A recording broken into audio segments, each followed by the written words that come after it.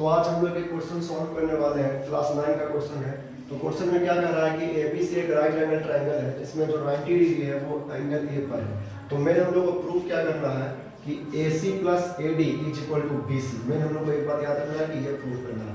Given क्या क्या दिया हुआ है कि जो एंगल C का बाइसेक्टर है DC, ये गिवन दिया हुआ है। मतलब कि सबसे पहले हम लोग को इसमें कंस्ट्रक्शन करना पड़ेगा।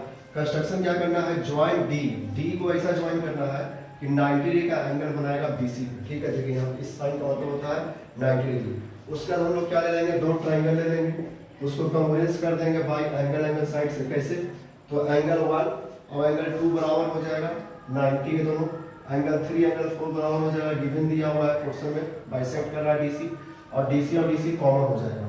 तो एंगल साइड से हो गया। उसके बाद आगे हम लोग क्या करेंगे, देखिए ये 90 है तो एक ट्रायंगल में 3 एंगल होता है, तीनों का सम क्या होता है 180। तो एक 90 हो गया, तो बाकी B और C का कितना हो जाएगा, सम 90 हो जाएगा।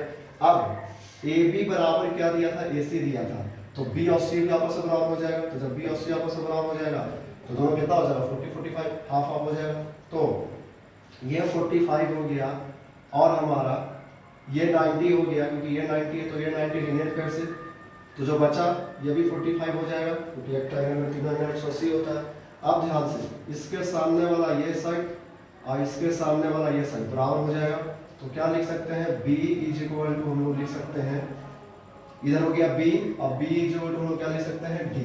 अब देखिए हम लोग प्रूफ क्या करना उस पर आते हैं। तो दिया हुआ है BC is equal to, sorry BC is equal to दिया हुआ नहीं, हम लोग को लिखना BC is equal to BE plus EC।